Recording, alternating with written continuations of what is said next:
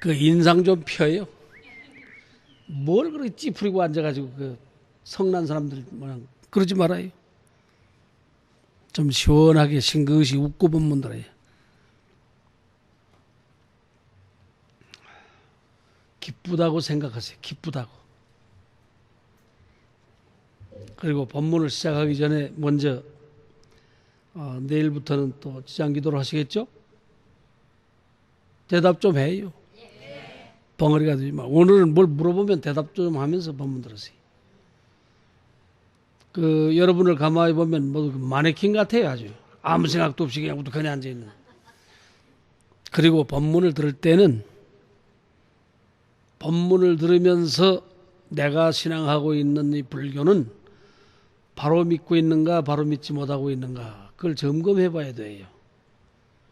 그런데 여러분이 오늘 법문 들으면서도 법사 스님이 무슨 말을 하든 부처님께서 무슨 말씀을 하든 나는 내가 믿는 방식이 있다 그러면 안 돼요. 자기 고집 가지고 불교 믿는 게 아니잖아요. 부처님 뜻에 맞아야지. 어때요? 에? 꼭 자기 혼자 고집만 가지고 불교를 하면 안 되는 거예요. 그래서 오늘은 마음을 좀 열어놓고 법문 들어요. 이제부터 말씀드리는 것은 체계가 있다 없다 할 것이 없어요. 법사가 그저 생각나는 대로 부처님 말씀을 그리고 조사록을 전해서 마치겠습니다만 그 중심 사상은 반야 사상에 관한 말씀을 드리려고 하는데 오늘 법문의 요지는 보통 때 여러분이 신앙하고 있던 요지와 좀 다를 거예요. 뭐 절을 몇 번 하면 극락을 뭐 몇 킬로를 가고 아미타불을 몇 번 부르면 무신극락을 가고 그런 얘기가 아니다 그 말이죠. 오늘은 주로 반야 사상을 통해서 우리의 마음은 어떻게 다질까 그런 것이기 때문에 지금 11시 40분이 됐어요. 11시 40분이 됐는데 나도 서울에서 비행기를 타고 왔고 법문을 하러 일부러 왔기 때문에 그렇게 쉽게 내려가지는 않죠. 에? 그러니까 적어도 법문 한 60분 정도는 해야 되지만 그러면 여러분 배고플 거예요. 나도 서울에서 조금 뭘 먹긴 했지만은 여기 오다 보니까 배가 고파요. 그러니까 배고픈 것은 여러분이나 나나 마찬가지예요. 그러니까 이 법문을 듣고 밥 먹으면 더 오늘 즐거울 것입니다. 합장하세요.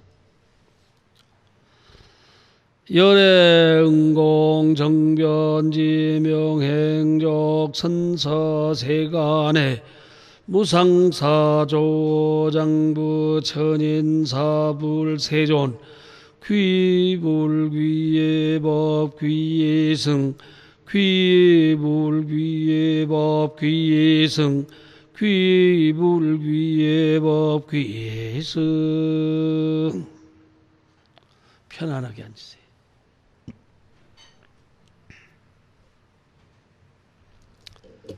먼저 인류의 역사를 보면 우리는 역사를 선사시대와 역사시대도 구분을 하죠. 선사시대라고 그러면 기원전을 말하는 것이고 역사시대라고 그러면 기원후를 말하는데 우리가 선사시대다 그러면 대체로 구석기 시대, 신석기 시대 그리고 청동기 문화를 거쳐서 철기 시대 후반기에 도래하면 기원전 5, 6세기 정도 그렇게 됩니다. 그러니까 지금으로부터 한 2500, 600년 정도 그렇게 된다 그 말이죠.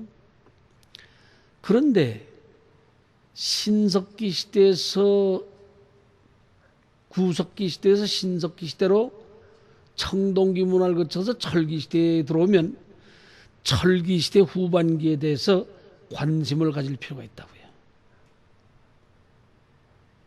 그런데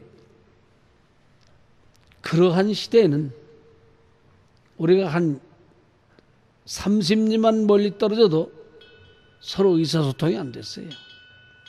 원시인들이 살고 있는 시대는 그랬다 그 말이죠. 의사소통이 안 돼요. 그리고 문자도 없었어요.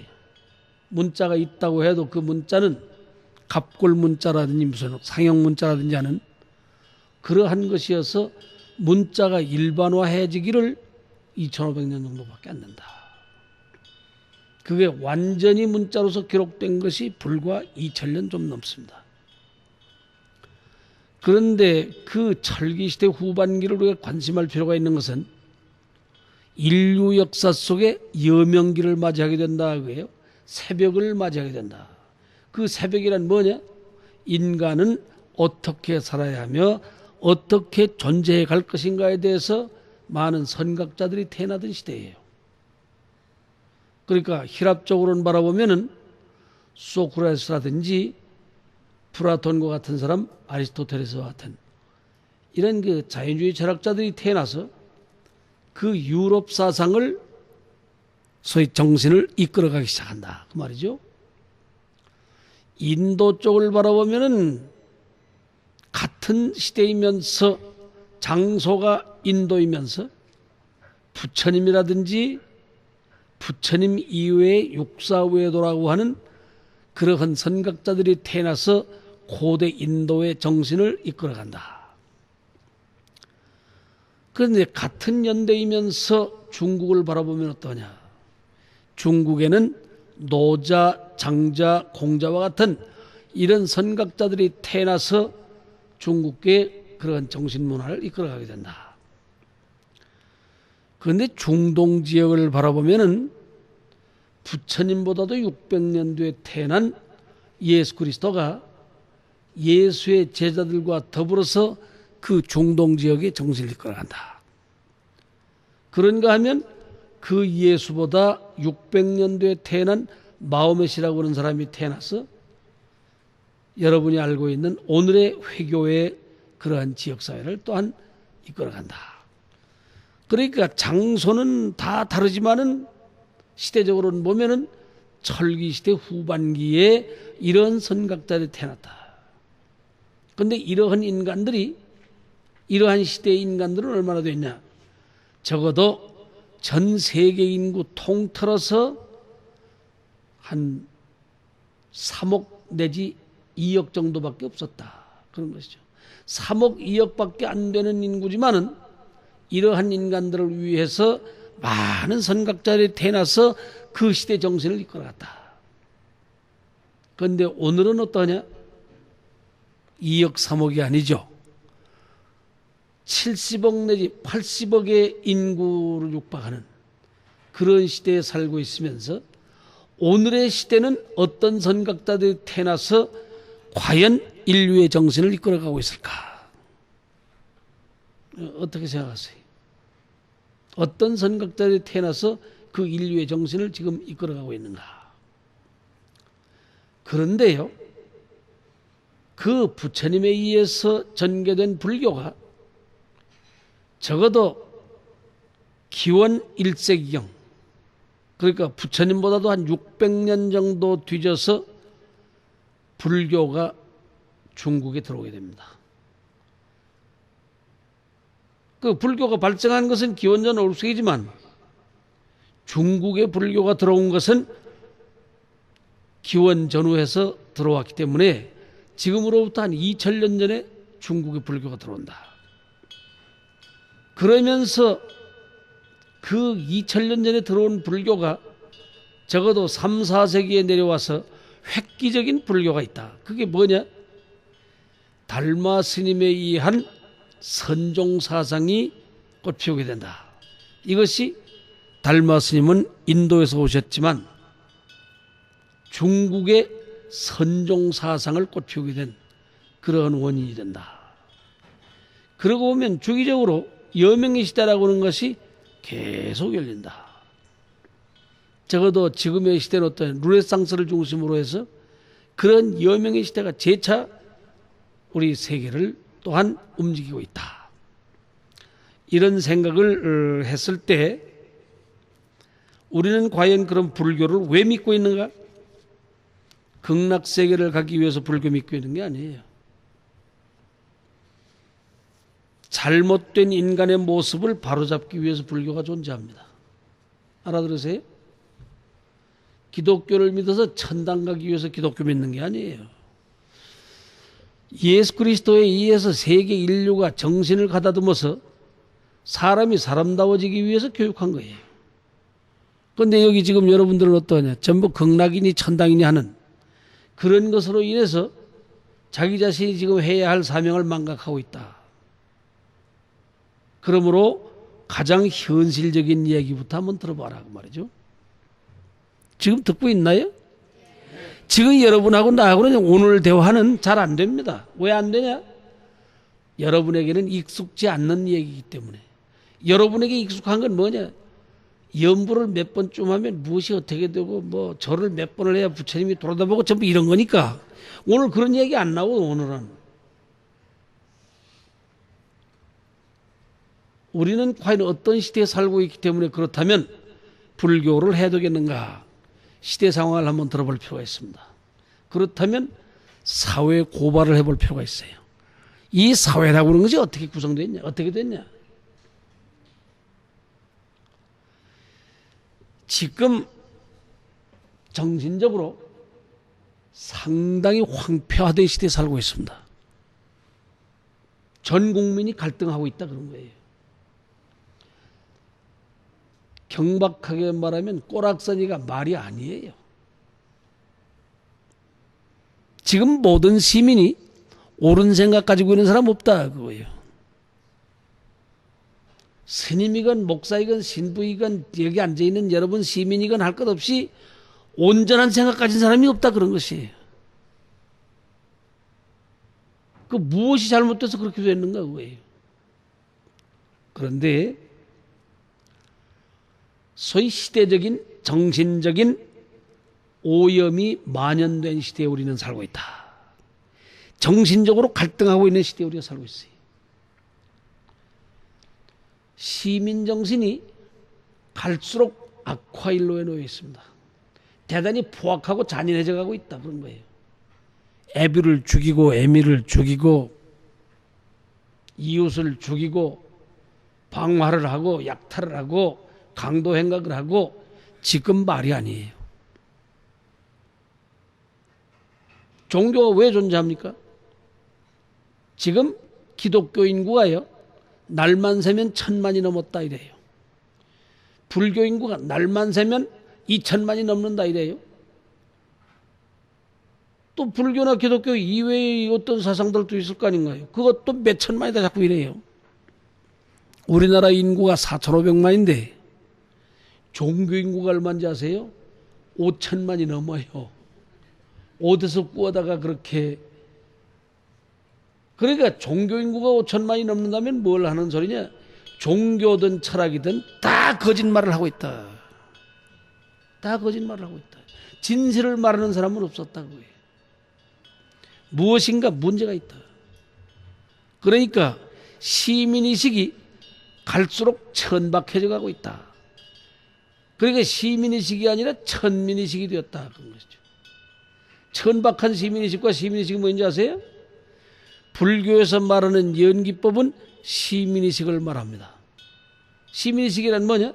너도 살고 나도 살자. 이게 시민의식이에요. 근데 천박한 천민의식이란 뭐냐? 다 죽어도 나는 살고 싶다. 그런 거예요. 지금 여러분의 가정은 어떠하냐?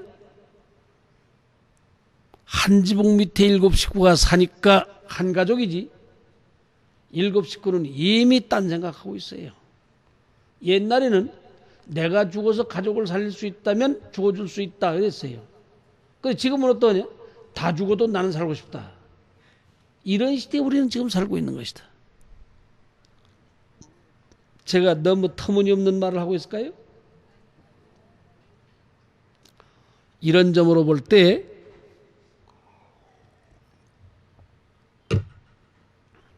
사회적으로나 종교적으로 병리 현상을 앓고 있다. 오늘 여기 계신 분들만 빼놓고는 전 한국 불교가 국제사회에 나가면 불교 아니에요.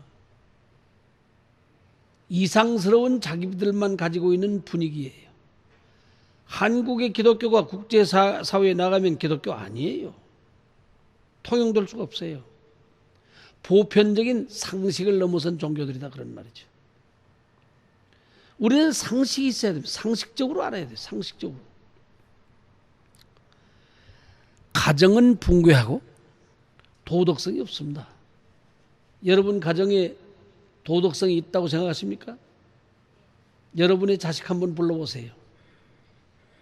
아침에 엄마가 밥상 다 차려놓고 밥 먹어라 그래 보세요. 조용합니다. 밥 먹어라! 조용하지요. 이 빌어먹을 놈 왜 대답을 안 하냐? 문을 쾅 열어서 보면은 우두커니 앉아있죠. 너 왜 거기 있으면 대답 안 하냐? 엄마 내가 귀머거리예요? 귀머거리가 아니면 답변을 해야지. 이렇게 빗나가고 있다 그게 지금. 어때요 내 말이? 여러분 가정을 내가 들여다보고 하는 얘기예요.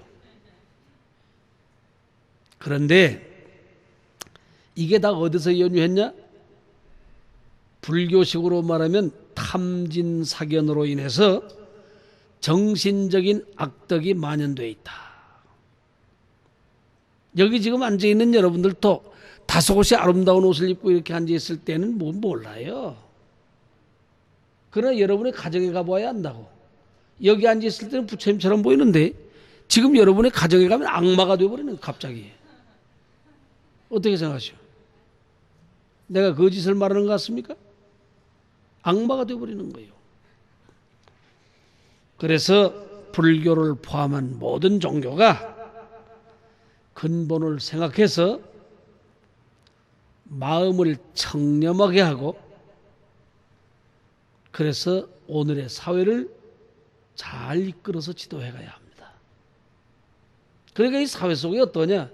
종교인은 모범이 돼야 해요. 모범적인 종교인이 돼야 한다. 그런데 요새 종교가 어때요? 우매하기 짝이 없어요. 종교하는 사람들이 이해해서 사회가 걱정근심이 된다면 얼마나 문제가 있겠어요. 그런데 스님이 잘못될 수 있죠. 스님도 못된 놈이 많다고. 그런데 지금 여러분은 그걸 보고 뭐라고 그러냐? 중이 저럴 수 있냐 이렇게 나옵니다. 중이 저럴 수 있냐. 중이기 때문에 그럴 수 있는 거예요. 여러분의 아들, 딸들이 머리 깎고 스님 돼가지고서 그놈이 사람이 되게 하려면 얼마를 가리키는지 아세요? 30년 걸립니다. 그 못된 놈을 받아들여서 성단이 사람 되게 가리키려면 30년 걸린다고 해요. 30년. 30년 동안은 그놈이 못된 짓 다 하고 다닐 거 아니에요? 근데 그게 누구냐? 여러분의 아들, 딸들이다 그거예요. 스님이 돼가지고 잘못된 짓을 하면 여러분이 우리의 아들, 딸들이 출가해서 돈은 닦지 않고 저지경으로 다니니 부처님이시여 죄송합니다. 불교 성단이여 참으로 미안합니다. 반성은 하지 않고 중이 그럴 수 있냐고. 나는 기독교 믿으러 가야 되겠다고. 불교 믿지 말아야 되겠다고. 그게 누구 자식인데? 여러분의 아들, 딸들이에요. 그런 일이 생기면 여러분의 아들, 딸들 보낸 사회인들은 성단에 대해서 미안한 생각을 가지고 참여하는 마음을 가져야 되는 거예요. 어떻게 생각하세요? 그래요, 안 그래요? 뭘 종교 바꿔봐야 늑대를 만나는 거지 더. 이상스러운 생각들을 하고 앉았다 그거예요. 그놈이 머리 깎고 스님이 되었기에 망정이지 그놈이 스님이 되지 아니하고 여러분의 집안에 그냥 있다고 생각해봐요. 그 보통 골치 아픈 놈이 아니에요. 그놈이 그런 생각을 하면 불교에 대해서 고맙다는 생각을 해야 됩니다. 그 골치 아픈 놈 맡겨놓았는데 홀가분하지. 어떻게 생각하시오? 제일 더러운 게 스님이야. 그 다음 더러운 게 누군지 아시오? 신부야. 그 다음에 더러운 게 목사야. 여기 앉아있는 분들은 깨끗할까요? 스님이 얼마나 더러워졌으면 전문적으로 닦기 위해서 머리 깎고 도복을 입고 가나요? 이게 전부 이 전문적으로 닦는 모습이에요. 이게 얼마나 더러웠으면 전문적으로 닦으러 갔냐? 보통 더러운 게 아니지. 그런데 지금 여러분은 또 어떠냐? 지가 더러워도 더러운 줄을 모르니 그런 멍청이가 없어. 그래도 스님은 자기 자신이 더러운 줄 알고 닦으러 갔으니까 깨끗해질 가능성이 있는 거예요. 그러니까 성스러워서 우리가 스님들한테 예배 공양하는 거예요. 그런데 지금 여러분 어떠냐? 끝까지 속인이야. 더러운 줄을 모르고 끝까지 욕심껏 뭔가 챙기고 싶다. 반성해 볼 필요가 있어요. 지금 여러분도 자기 자신이 더러워진 줄을 알고 닦고 닦아서 참으로 부처님의 교훈을 잘 지켜야 되겠다는 아름다운 생각을 해야 됩니다. 그러기에 조사로 이런 말이 있어. 남 걱정하지 말아라. 남 걱정하지 말어. 종교하는 사람은 자기 걱정을 먼저 해야지 왜 남 걱정하고 앉았냐고요. 그래서 교도소에 가 있는 죄인을 바라볼 때 그게 보살인 줄을 봐야 됩니다. 보살. 그게 역행보살이야. 저놈이 못된 짓 하고 교도소에 가서 부자유하게 사니까 얼마나 가련하냐. 그래서는 안 되겠구나 하고 각성하면 어떠냐. 그놈이 보살이에요. 부처님 같은 보살이다 그 말이에요. 어때요? 그래서 도둑질하고 온갖 못된 짓 하고 다니는 놈을 딱 볼 때 야, 저놈이 내 버릇을 고치기 위해서 보살로서 나타났구나. 공부를 해두는 거예요. 그래서. 그런데 이러한 점에서 볼 때 지금 여러분 어떤 생각을 해야 되냐. 인간이라고 하는 것은 자기의 마음속에 잠재하고 있는 의식이 어떠하냐에 따라서 성장 과정에서 고귀해질 수도 있고 천박해질 수도 있어요. 어떠세요? 여러분의 마음속에 어떤 생각이 들어앉느냐에 따라서 인간이 고귀해질 수도 있고 천박해질 수도 있다 그거예요. 종교하면 다 복받는다 천만의 말씀이에요. 불교 믿으면 극락 간다면 말이에요. 불교 안 믿을 놈 없어요. 이 세상에. 다 믿지. 왜 안 믿겠어요? 그게 문제가 아니야. 그렇게 해서 불교를 믿으러 온 여러분이 자기 자신의 생각 속에 어떤 생각이 들어있느냐에 따라서 성장 과정에서 고귀해질 수도 있고 천박해질 수도 있다. 우리가 이 세상에 태어날 때는 누구나 평등하게 태어나는 거예요. 평등하게 태어났을 때 성장 과정에서 어떤 생각을 하고 있냐. 태생이 고귀하거나 태생이 천박한 게 아니에요. 자라나가고 있으면서 어떤 생각을 하고 있느냐에 따라서 스스로 천박해질 수 있고 불행해질 수 있다. 고귀해질 수도 있고 행복해질 수도 있다. 그러한 의식을 심기 위해서 여러분은 염불을 하는 거예요. 여기 법당에 와서 아미타불을 부를 때 나는 살인하고 싶다 그런 생각합니까? 훔치고 싶다 그런 생각합니까? 법당에 와서 앉아있는 그 동안에는 여러분의 마음이 부처님과 같아요. 아름답다 그거예요. 그 아름다운 것을 지속적으로 해가고 있는 동안 여러분은 부처님과 같은 인격이 되는 거예요. 그래서 염불은 대단히 중요해요. 부처님 앞에 예배 공양하는 거 보시오. 108 참여할 때 보시오. 절 한 번 하고 절 두 번 하고 할 때마다 그 한 생각 가운데는 매우 고귀한 것이 자라나고 있어요. 그러니까 절을 1000번 해본 사람하고 한 번도 해보지 않은 사람하고 인격이 달라요. 많이 하면 많이 할수록 인격이 달라진다고. 행복해진다고. 지금 듣고 계십니까? 근데 뭐 법문 듣기 위해서 와가지고 법사 스님한테 절도 안 하고 법문 듣고 있는 사람도 있는데 뭘. 내 법문을 들으려면 여러분 절 3번 하고 들어야 돼요. 그냥 들으면 안 되지. 마찬가지예요. 불법을 배우기 위해서 저래 왔으면 부처님 앞에 예배 고양하고 법문 들어야지. 그런데 생명의 원천은 심성에서부터 우러나온다는 것을 믿어라 그거예요. 여러분의 행불행이 어디 있냐? 한 생각 가운데 있다. 내가 어제 택시를 탔더니 운전수가 그래요. 아, 그 스님, 도가 뭡니까? 도가. 이 스님은 이렇게 말하고 저 스님은 저렇게 말하는데 뭐가 뭔지 모르겠다 그거예요? 그러면 내가 도를 일러줄 테니 당신 믿겠어? 그러니까 아, 믿어야죠. 그러면 내 말을 잘 들으시오. 여러분도 잘 들을 필요가 있어요. 지금 듣고 있나요?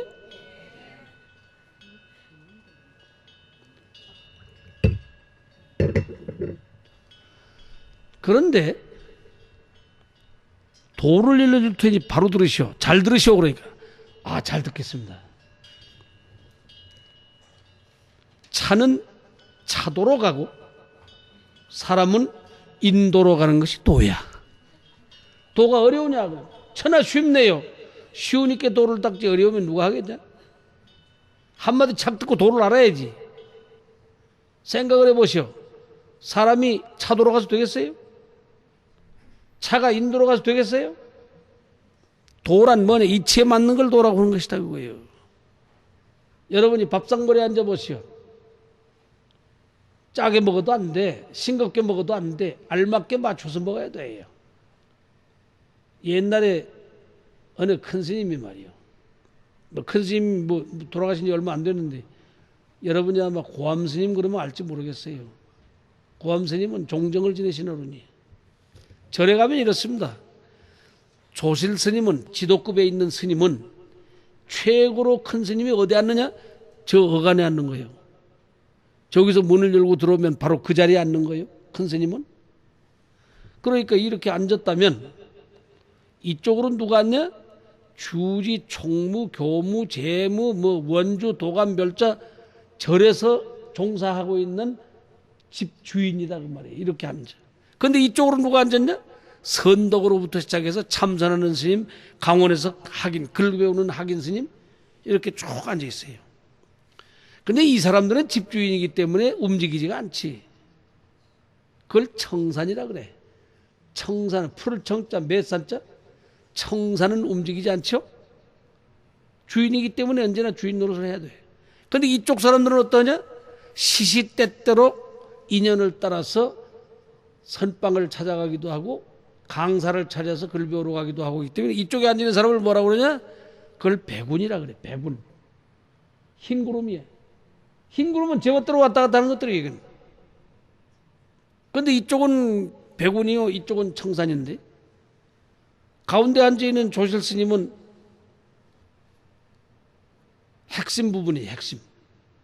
그런데 이렇게 앉아있으면 아침 고향을 갖다 놓을 때 밥 동이에다가 밥을 갖다 탁 놓고 국을 갖다 놓고 반찬을 갖다 놓잖아요.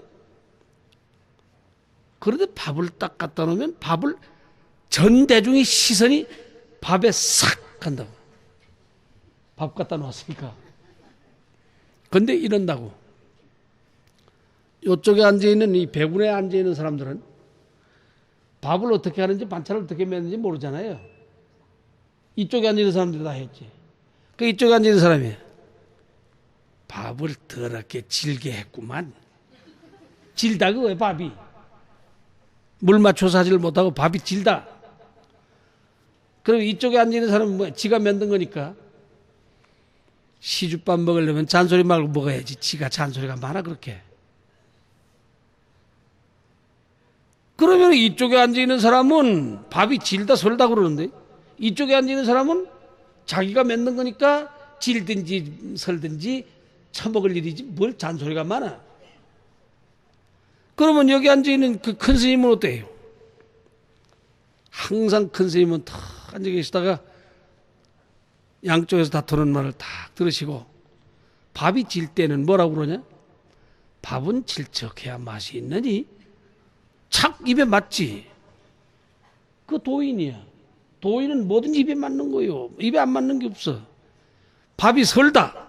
그 이쪽에서 밥이 설다고 야단이고 이쪽에서는 또 처먹지 뭘 그 잔소리가 많냐 뭐 야단이지. 그 큰 스님은 뭐라고 그래? 밥은 설직해야 맛이 있느니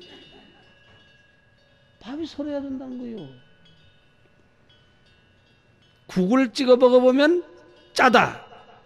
큰 스님은 뭐라고 하냐? 국은 짭짤한 맛에 먹느니 찌개를 갖다 여러분 한번 쫄아보시오. 보통 짠 게 아니야. 딱 찍어 먹으면 더럽게 짜게 했네. 그러고 큰 스님은 뭐라고 그러냐? 그저 찌개는 짭짤한 맛에 먹느니 큰 스님 입에는 안 맞는 음식이 없어요. 어때요? 지금 여러분의 가정도 부인이 찌개를 딱 갖다 놓고 남편 보고 오늘은 찌개가 쫄아서 짤 거요. 그러면 남편이 그저 찌개는 짭짤한 맛에 먹느니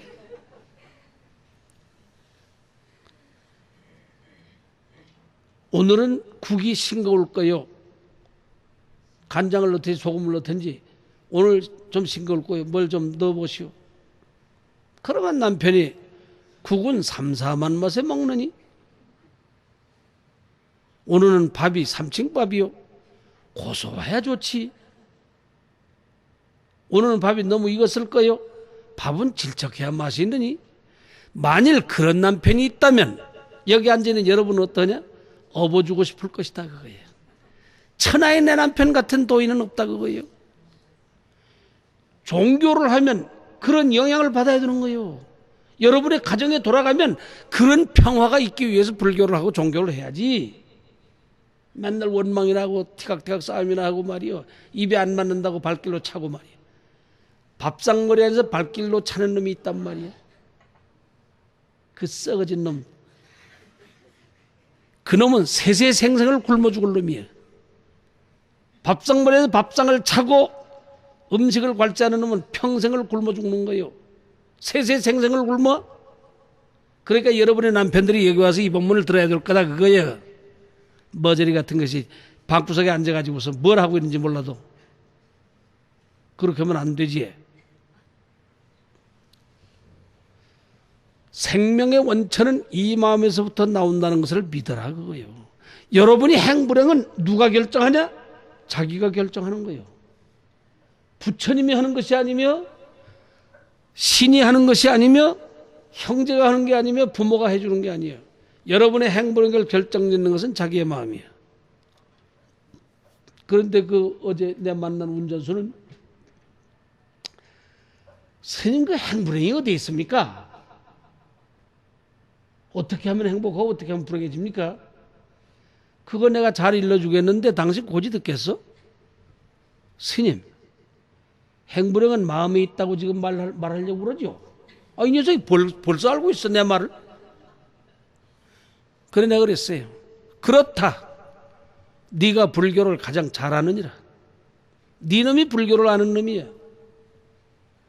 불교를 믿니 안 믿니 해도 우리나라 국민이요 1600년 동안 불교가 들어와서 행동했기 때문에 기독교 믿는 사람이든 누구든 행불행이 마음속에 있다는 거 못 믿는 사람 없어요. 그 말 다 할 수 있다고 해요. 그런데 왜 행동으로 옮기지 못하냐? 어리석어서 그런 거예요. 그런데 그러한 생명의 원천이 심성에서부터 유출된다는 것을 확인한 사람을 성자다 그래요. 그게 성자예요. 부처님을 그걸 확인한 분이다 그 말이죠. 행불행을 결정낸 것은 이 마음에 있다는 것을 확인한 분이 부처님이에요. 이것을 확인한 사람이 예수예요. 이걸 확인한 사람이 노자요, 장자요, 공자요 전부. 여러분은 못 믿습니까 그것을? 그런데 불교를 믿다가 뭐 불교 믿어봐야 별 수가 없어? 어떤 사람은 말이요. 서울대학을 가는데 부처님 이번에 꼭 붙여주기만 하면 꼭 평생을 불교 믿겠습니다. 또 이런 사람도 있어. 내가 서울대학 들어가는 방법을 알려드릴까요? 예? 서울대학 들어가는 방법이 뭐냐? 서울대학은 성적 순으로 들어가는 거예요.